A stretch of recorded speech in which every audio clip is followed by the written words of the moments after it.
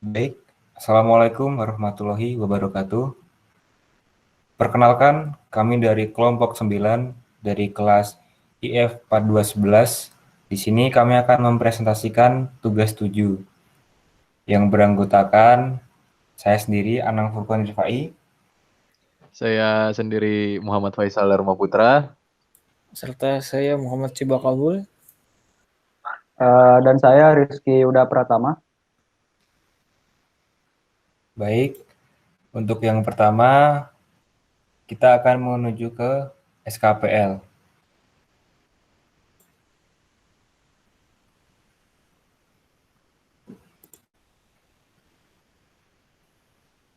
Untuk SKPL sendiri akan dijelaskan oleh saudara Siba Kabul dan Rizky Yuda Pratama. Kami persilahkan. Baik, terima kasih Mas Anang karena sudah dipersilahkan. Akan saya lanjutkan. Jadi untuk SKPL di sini kami melanjutkan dari mata kuliah sebelumnya yaitu APPL. Namun ada beberapa komponen yang kami ganti. Seperti halnya pada use case diagram dan diagram kelasnya. Untuk komponen yang diganti boleh dilihat ke use case diagram Mas Anang.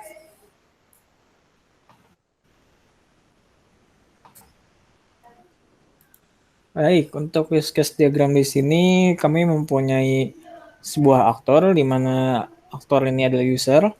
Nah, lalu user ini terbagi menjadi dua aktor, yaitu user penjual dan user pembeli. Di mana di setiap aktor tersebut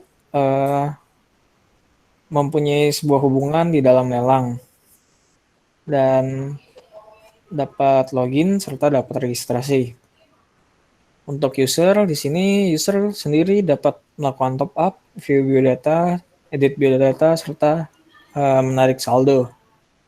Untuk user penjual, di sini kami menggunakan sistem CRUD, yaitu bisa men-insert data barang, bisa men-delete barang, dapat update barang, serta men-view barang dijual.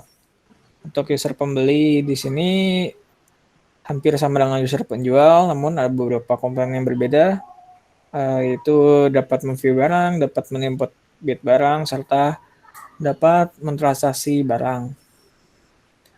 Seperti yang sudah saya jelaskan sebelumnya, mereka ini dalam satu entitas yaitu lelang. Untuk diagram kelasnya dapat dilanjutkan oleh Mas Yuda.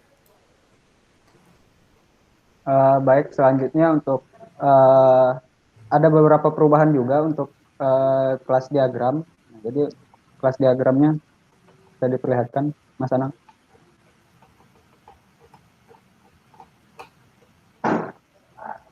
Nah, untuk kelas diagram di sini awalnya ada 4 kelas saja, yaitu ada user, penjual, pembeli, dan barang. Nah, namun di sini setelah melakukan desain baru di praktikum, kita membuat beberapa kelas tambahan yang awalnya 4 menjadi 8 kelas. Ya, ada kelas tambahan tersebut ada kelas wallet, top up saldo, check out pembeli, dan kelas pembayaran. Seperti itu. Mungkin itu saja untuk perubahan yang ada di SKPL kami, mungkin akan dilanjutkan dengan DPPL. Baik, terima kasih untuk Mas Siba dan Mas Yuda. Selanjutnya kita ke DPPL yang akan dijelaskan oleh saya dan saudara Faisal Dharma Putra.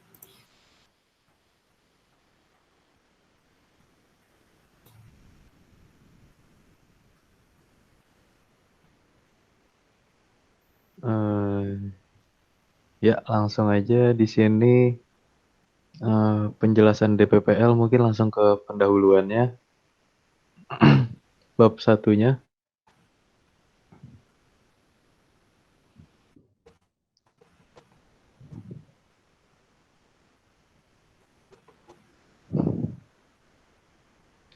Jadi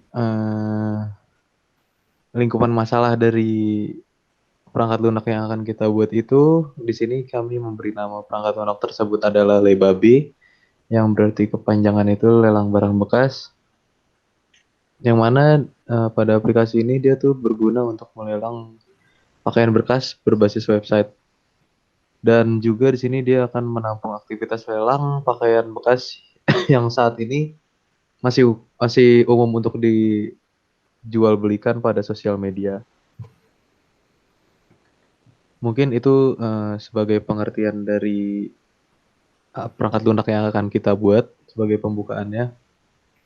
Lalu mungkin ada perubahan yang di DPPL ini, bisa lanjut langsung ke bab 3-nya, ke yang perancangan rinci. Mungkin nanti dijelasin sama Mas Anang.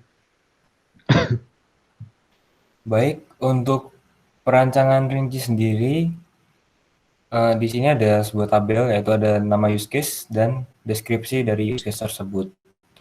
Yang pertama adalah use case registrasi. Fungsi dari use case ini adalah digunakan oleh user untuk melakukan registrasi agar dapat mengakses fitur di website. Kemudian ada login yang berfungsi untuk oleh user untuk mengakses fitur di website kami. Setelah itu ada top up dan tarik saldo. Nah, top up dan tarik saldo di sini digunakan oleh user untuk melakukan penambahan asal untuk pembelian dan bisa menarik kembali jika sudah tidak digunakan. Seperti itu. Selanjutnya ada menjual barang. Nah, menjual barang ini digunakan oleh user atau penjual untuk melakukan penjualan. Kemudian ada melihat status barang yang user jual, yang berguna untuk user penjual ini untuk melakukan penglihatan status barang yang user penjual jual gitu. Terus ada meletakkan bid. Untuk meletakkan bid di sini berfungsi untuk user pembeli agar bisa meletakkan bid pada stempel sistem pelelangan. Kemudian ada use case melihat daftar barang yang sedang dilelang, yaitu digunakan oleh user supaya bisa melihat daftar barang yang sedang dilelang. Kemudian ada input barang. Di sini input barang berguna agar user dapat menginputkan barang untuk dijual ke sistem. Kemudian ada validasi transaksi, digunakan oleh user untuk melakukan validasi transaksi. Kemudian ada pendataan terhadap barang yang sedang dilelang. Di sini tujuannya agar user dapat melakukan pendataan barang yang sedang dilelang. Mungkin seperti itu penjelasan singkat mengenai di PPL kami. Selanjutnya kami akan meranah ke modul 1.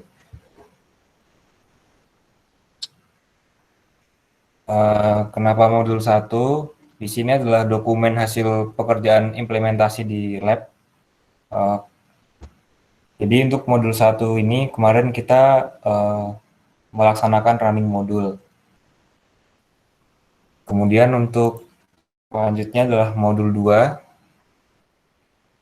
Nah, di sini kita memilih topik yang paling dekat dengan dokumen SKPL yang telah dirancang sebelumnya. Kita memilih topik 2007 e-store karena menurut kami topik tersebut hampir mirip sesuai dengan apa yang kami rancang di mata kuliah sebelumnya, yaitu APPL. Kemudian untuk perbandingan kedua dokumen ini, yang pertama adalah fungsi perangkat lunak pada dokumen e-store lebih banyak dibandingkan dengan dokumen SKPL kami. Yang kedua, dokumen e-store terdapat penjelasan tentang graphical user interface, di mana pada dokumen kami tidak terdapat dan belum dijelaskan. Kemudian yang ketiga ada dokumen eStore ini terdapat penjelasan tentang beberapa accessibility yang terdapat pada dokumennya. Yang keempat, pada dokumen 2007 eStore terdapat reliability dan availability. Pada dokumen SKPL kami tidak terdapat tersebut. Kemudian security pada dokumen eStore itu lebih kompleks dibandingkan SKPL kami. Kemudian interface pada dokumen eStore lebih banyak dibandingkan dengan dokumen SKPL kami.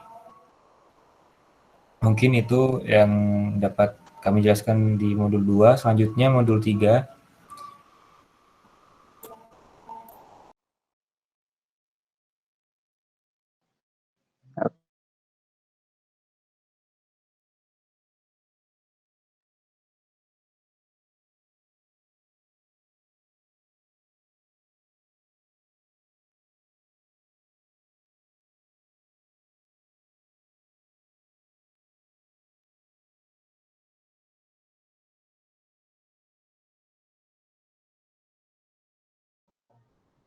Oke, selanjutnya untuk modul 3.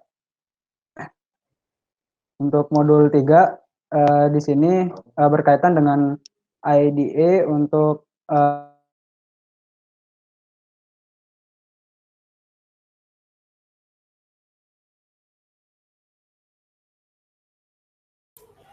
Baik, mungkin untuk Yuda bisa saya wakilkan. Mungkin karena Yuda sedang berada di luar jangkauan koneksinya. Jadi untuk modul 3, di sini kami disuruh untuk mengetahui ide untuk IDE atau ide untuk mengimplementasi. Di sini kami menggunakan Visual Studio Code karena menurut kami Visual Studio Code ini adalah text editor yang dapat digunakan cukup simple lalu efisien dan serta sudah kami gunakan sejak kami berada di tingkat 2. Oke, boleh dilanjut Mas Anang. Lalu di sini kami disuruh untuk melengkapi requirement SKPL. Dan juga kami disuruh untuk membandingkan dengan dokumen yang diberikan oleh Aspra kami, dan kami pun kemarin memilih dokumen 2007 eStore karena menurut kami itu dokumen yang hampir mirip dengan SKPL kami, yaitu sama-sama merupakan sebuah online shop, walaupun kami ini adalah sebuah pre-love. Namun ada beberapa use case dan juga fungsionalitas yang hampir mirip, namun dibedakan dari penamannya saja. Boleh dilanjut Mas Anang?